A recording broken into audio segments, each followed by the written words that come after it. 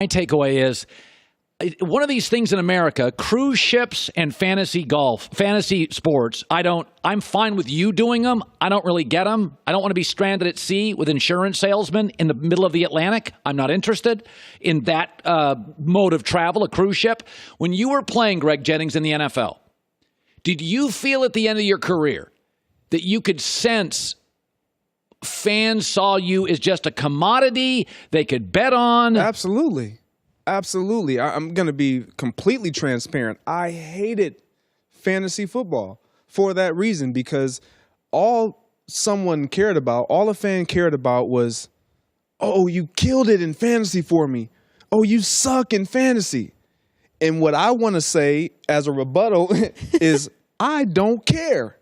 Like, I really didn't. This is my livelihood. Like, it's a game. It's a fantasy for them that they hope you're consistent. They hope you're productive every single week. And the reality is you're going out there to do that, but the odds aren't in your favor every single week, because you have an opponent in an opposing opposition that is going to try to prohibit you from doing so. Well, and if the better receiver you are, it's almost a badge of honor that they roll their coverage over, and there's going to be weeks. Of course. They take you out of the game plan, and it's the ultimate badge of honor. It's like Belichick. Greg Jennings is not going to beat us. And he has done that to me before. Like, going into a Patriots game, as a matter of fact, it was a game where Matt Flynn started at quarterback. We were in Foxborough, and I remember reading an article. And in that article, because the Patriots had an opportunity to draft me, they did not. They took Charles Johnson. Guy was a bum. Chad Johnson from Florida. And Chad Jackson. Chad Jackson. That's who it was. Not one of Belichick's great moves. No, it was not. But he made it a point. He came up to me after the game. I wasn't going to let you do anything today. Like, he made it a point. And I was frustrated the entire game. But after hearing him say that, it was the ultimate sign of respect. Oh, God, yes. Because everywhere I went, it was 2 and 3 guys across from me. So the fantasy guy thinks you're a bum. It's the opposite of the truth, which Belichick on tape said, oh, he's their best player. Yeah, so I'm going to take him away. So the fan is like, yeah, bad day. No, the ultimate moment in your career after your Super Bowl is Belichick saying, I wasn't letting you beat us. Yeah, no, not at all. That's why I'm not a fan. Now, by the way, you fans, you keep playing it. I get you. But like Topgolf and fantasy football and cruise ships is all about camaraderie and like joking and having fun. It's just fun. And when it gets, and listen, I've played fantasy football for a decade probably, but I don't lose any sleep over it. The objective with all of these cruise ships, Topgolf, as well as fantasy, is to entertain and draw non-fans of whatever sport or whatever activity that is. Yes, it is. It is for fringe fans. Yes. I'm not interested. I'm not interested in human interaction. I like my own football or quarterback. Or celebration or cake. By the way, I was talking about, did you ever hold out once? No, never. Okay, I'm not a holdout guy. It's just not my thing. Here's the thing. I don't want my teammates in 100-degree weather in camp, and I'm holding out. I don't like that. I feel like they're going to resent me. So Zeke now is in Cabo as the Cowboys are in camp. Is it fair to me to say I don't like the optics of that? It's fair to you to say it, but as a teammate, they don't care. They really don't, because it gives not only the guys who are behind Ezekiel Elliott an opportunity to step up and show what you're worth and show that you can fill those shoes as a entire running back unit, but it also is predicated on everyone's individual situation. I wasn't a holdout guy. But if someone held out or chose to do so, I wasn't going to judge them based on, I didn't know their position. I didn't know their stance. I didn't know their circumstances. I didn't know what they were really fighting for. Obviously, the money, we all know it's about dollars and cents, but ultimately why? And that's where it's like, that's none of my business. It's not for me to entertain. So I'm going to do my job and be where I need to be. Ezekiel Elliott, I have absolutely no problem with what he's doing because it's his approach. A lot of guys, it's not the popular thing to do. And so that's why we make it a big deal. And for those who are now saying, oh, Jerry Jones, we don't need a running back to get. Exactly. We don't need a rusher, a leading NFL rusher. Number one, Ezekiel Elliott is the reason why opposing defenses have problems defending your offense. You pose another threat with Ezekiel Elliott just being on the football field, not only in the running game, but as a passing option as well. So for them to act as though all of a sudden he's replaceable, it's not something new. Are guys replaceable? Of course. But would we be better with them? Of course. It doesn't. Guys retire every week. What about the whole thing, though? If I am Jerry Jones, man, if I start letting guys 2 years out dictate contracts, as a business owner, I'm not a fan of that. But what we have to understand, every guy, just because one guy does it, the idea of every guy is going to start doing this. No, that's unrealistic.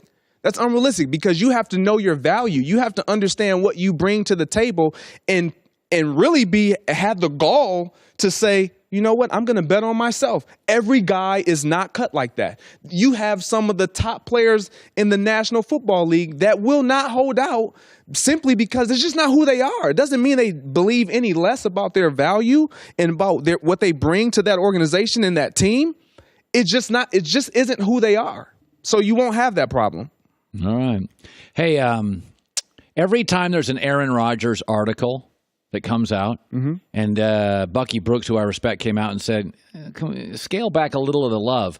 Everybody always looks to Greg Jennings. Greg, what do you think of this article? Do you not like that position? Do you like it? When basically the article says what I believe, what Bucky believes, you've never stated that Aaron's overrated, but you have become a openly honest, critical voice of Aaron. And I know you've probably gotten blowback on that, of course, from Green Bay fans, from everyone. But you appear to be comfortable with your place right now in Packerland. So when you see these articles take me to where you are in Packerland now as the TV analyst of note in America, willing to criticize at certain junctures Aaron Rodgers. Oh, I'm completely disliked in Packerland when it comes to any comment, any topic. It's almost as if I speak down about the Packer organization, or I'm kind of the arrow that always tries to put a spear or arrow in the head of what's going on in the Packer organization or Packer world. But let me say this. I've always been very critical, constructively of Aaron Rodgers because I have an experience not only with him, but within that organization. So I've been validated to do so. But I have never once been unfair when it comes to his ability on the football field. Now, with saying that, I respect Bucky. I love everything that he does, and I think that his article validates his point. His argument is completely validated because of the statistics that he chose to put together and make sure that his point was made. However, I throw out every statistic in this when it comes to this topic simply because the eye test. That's all I need. I don't care if you don't want this monitor right now has no volume. And if we showed Aaron Rodgers and all his flaws and his highlights, we want that guy. Right. We don't have to have anyone show us or flash any statistic or anything, any general manager. This is why they rate him number one, because they understand if I'm standing on the opposing sideline and number 12 in green and gold is on the football field, I'm a little nervous. Actually, I'm a lot nervous because I have the opportunity to allow what I feel like I can obtain as a win slip through my hands because of him. You can't tell me there's one general manager out there or owner that wouldn't take that guy. Not one. Above, and when I look at Patrick Mahomes, is he great? Absolutely. I'm not taking anything away from any of those guys. But you look at guys like Phillip Rivers, he hasn't won a championship. Is he effective? Yes. But we have to pull the numbers to support that. But am I in terror when Phillip Rivers has the ball with 2 minutes remaining? You don't think, oh, he's going to beat me. No, you don't think that. Can he? Absolutely. Drew Brees, do you think that? Yes. Tom Brady, do you think that? Yes. Russell Wilson, do you think that? Yes. The guys like that, you think that about, and you put them in a high regard. Aaron Rodgers has never been a timing quarterback. He can be, but what makes him most lethal is his ability not to be. His ability to be effective, unscripted, without being on time. That's what makes him so scary to opposing coordinators and opposing defenses. Yeah, he did not play within a system. He's got his own. He's like, a little bit like LeBron. He becomes the system. He's got a way of doing it, and then you kind of build it around his strengths. You know what? I'm glad you mentioned LeBron, because this is another thing that bothers me about this article. And again, I respect Bucky, and I think he does a phenomenal job. And I agree with him to a certain extent, just not when it comes to Aaron's not a top 5 quarterback. When you look at Aaron Rodgers last year, his health played a huge role. And I know he mentions, everybody's going to mention his health. Well, it's no different than LeBron James. We can completely snatch him from the greatest player in the National Basketball Association because he missed 18 games and we didn't see the best that he had to offer the entirety of the year. And most importantly, when it matters, when all eyeballs glued to a television, playoffs. We didn't see him in the playoffs. So we started to see and respect and get exposed to other talent. That's what then draws us away from, man, this guy may be better than LeBron James. Why are we saying that? Because we don't have him to look at every single day like we once did. Aaron Rodgers has been in that situation where the year before last he was 2 injured. years, he's missed a bunch of games. He's missed a bunch of games. So he hasn't been able to, so your stats are going to be tailored to make sure that, okay, let me cut off this. Well, you can't really say a full year because he didn't play a full year. We don't have a full 2 years to go off of for Aaron Rodgers. So again, if I'm a general manager, and again, I am very critical of Aaron Rodgers, but when it comes to his play, I have never been one to say he is not the best. He is.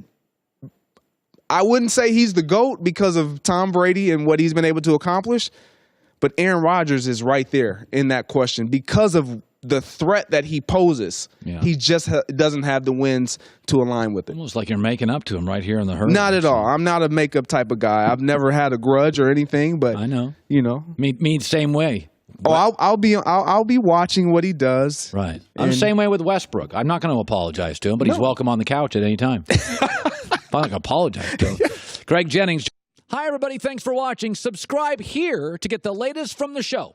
Also, be sure to check out more of the best clips from The Herd or go watch a few segments from other shows on FS1.